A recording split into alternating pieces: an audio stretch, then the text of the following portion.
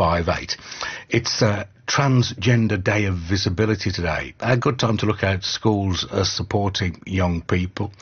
Research from the LGBT plus charity Just Like Us suggests 3/4 of teachers want more guidance on how to be supportive. We can speak to, let's start by speaking to Isaac, a 22-year-old trans man. Now, Isaac, I understand you went to a girls' school. So dare I ask, how were your school years for you?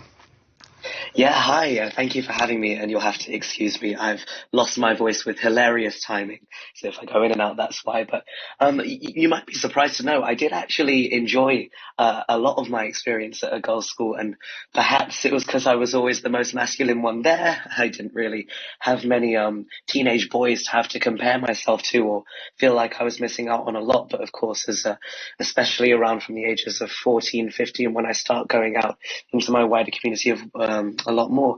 Of course, I start feeling really self-conscious. All of those feelings that I'd kind of been able to keep hiding behind the surface start bubbling up a lot more.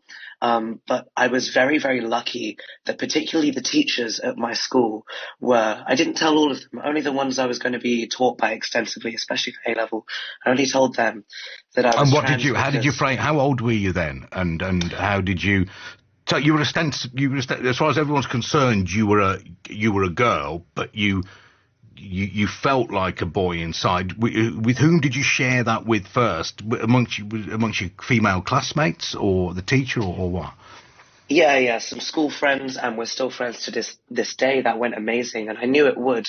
But obviously, it's a girls' school. You worry you're going to get kicked out. You worry it's going to get back to your parents who you haven't told yet. So I told some teachers after that at around 16, and I didn't tell them I wanted to change my name yet, pronouns yet, because I didn't want to cause any problems. I just said, look, if I might seem irritable, if I'm not handing in homework, I know I'm academically capable, but why am I not engaging with anything? It's because I'm having a really hard time at home and here. I don't get to be myself anywhere. So how did the teachers react? It's one thing to tell your friends, and that takes some guts, but how old were you when you told the teacher, and how did you put that? Yeah, so this is when I was 16. I told the teachers, and I essentially just said it like that. I'm trans. I know that I am male. I know that I am a boy. I just can't go through with it yet because things are really difficult. That's how I framed it.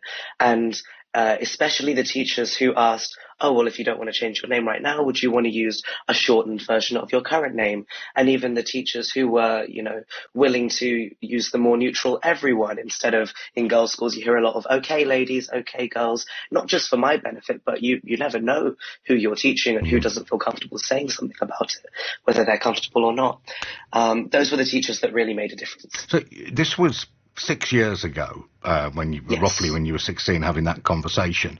But let's say it was 16 or 26 years ago. How do you suppose it would have been different? I mean, you can't know, but I just wonder if you got a view on that. I have an understanding of Section 28, and certainly its lasting impact today, to where teachers still, as we can see from the statistics from Just Like Us, have a hesitation to reach out for this kind of support, but we know that they want it. So I imagine all of that time ago, before I was born or just after, I probably wouldn't have been having this conversation with my teachers at all. I probably would have waited until long after I left school. And not only that, I don't think I would have had the resources to understand what or who I was by that point. Even by the time I left school, I might not know yet what the word transgender actually meant to know that I was a man. So Amy Ashington also joins us from Just Like Us, from the charity. I mean, to what extent was Isaac, if you like, born at the right time, or at least born at a better time than what somebody like him might have gone through 10, 20, 30 years ago? Yeah, so I think definitely things have changed. Like for all LGBT plus people, things are definitely moving in the right direction. We've got things like same-sex marriage and adoption laws, and things like that have really moved on for LGBT plus adults. But I would say there is a bit of a misconception that things for LGBT plus or trans pupils in schools is way easier now and that they definitely have an easier ride, is not necessarily the case. I think we still see a huge hangover from Section 28, where teachers don't have the resources or are maybe worried or nervous about supporting their trans pupils. Maybe just because they simply don't know any trans people or think that they don't know any trans people, and are worried about doing this in school. You know, Section 28 told teachers really that they shouldn't be speaking about LGBT plus people existing in schools. So it's just about kind of battling that myth and making sure that teachers have the resources and kind of know how to do this stuff. Let's bring in Alison Olaft, who is from Plume Academy in Essex. So you're the mental health champion there, Alison. I take it you're a teacher as well. Yes, I teach drama and personal development, but I'm the whole academy mental health champion for the whole academy as well. So, yeah, and my role specifically has been to support students with regards to LGBT plus inclusion, offering a variety of different activities across the whole school, not just with individuals. So, looking at trans students, those who are considering transitioning or who are feeling that way. Well, what kind of numbers are we talking about? I mean, how big is Plume Academy? Is it a significant minority, a handful? I mean, how big is the academy, and roughly how many teenagers are we talking about? It's really difficult to put a specific number on exact okay, but roughly, I mean, but if I gave you, so for example, our school is, we've got over 1,700 students in our school, so it is it's one of the third largest schools in Essex. If I gave you an idea that over 60 students attend our Pride group weekly, that gives you an idea of the number of students in the academy who are within the LGBT community.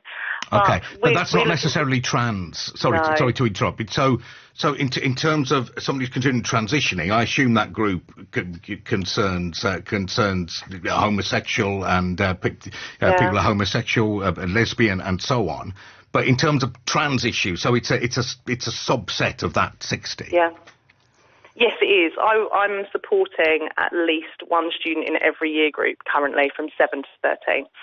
Okay. Who are either beginning their social transition in school or working towards having conversations with parents, or even looking to go full for support for medical transitioning with referrals to, say, Tavistock. And how do you deal with what you have to do, which, assume it show, kindness and understanding and help the and help the child or the teenager sort of deal with this and do the right things. But then, to what extent do you have to speak to the parents too? I mean, are you bound to? And what if they take a different view to you and maybe are not having any of it? In terms of confidentiality, if a student comes out and explains that's how they're feeling, then we're bound by that confidentiality. We don't have to, at that point, communicate with parents. However, we talk a lot about the Plume family and also the support systems. We've got a great support system in school that they can access for any support around their transition. But we try to make sure that they've also got that support at home. So therefore, decisions with regards to name changes or pronoun changes or even timetable changes to suit the gender that they identify with would all be done in consultation with those support systems around. And of course, sometimes that's going to be more difficult for some families. It can be a big shock to find out that their son or daughter no longer identifies in that way. So it is about just offering the advice and working with charities like Just Like Us to support further with outside of the academy support as well. So, Amy, what's your advice to somebody, to a teacher, for example, who might get a child, be it a girl or a boy, who at age of, I don't know, is there a lower age where you'd have to take these things seriously? I mean, if a 7-year-old came to you saying it, or a 11-year-old or a 14-year-old, do you take different? Would you suggest taking different approaches to it? I think, trans people will tell you lots of them had an idea that they were trans from very young. I did. I knew I was lesbian from very young. And I think it's important that, teachers and adults around the young people accept them for who they are and let them be themselves. obviously what kind of support is needed is going to look different depending on the child's or teenager's age or their individual circumstances. Like Isaac said, he didn't necessarily need name and pronoun change. He didn't necessarily want to come out to the whole school. He just wanted someone kind of on his side and to know that he sort of felt heard. So I think it really depends on the individual, their family context, the school environment. There's kind of lots of different factors. And obviously, that young people might be exploring things as well. It doesn't necessarily mean that going to come out to their whole school as trans. It might be that they are a child who's gender diverse, for example. So what we talk about at Just Like Us is about bringing that kind of representation of the whole LGBT plus spectrum and saying that, no girl has to behave in a certain or look a certain way, and same for boys, and making sure that just all young people feel able to be themselves, if that makes sense. Mm-hmm. I mean, Isaac, what are your thoughts on this? When you were, say, 7 years old, did you have a feeling then you were a bit different, and would you have wanted that taken seriously then? When do you think is an appropriate time, if there is an appropriate time? Well, absolutely. For as long as I can remember, I've always thought, if I could be a boy, I would have. If I could have, at birth chosen the button, I would have picked boy.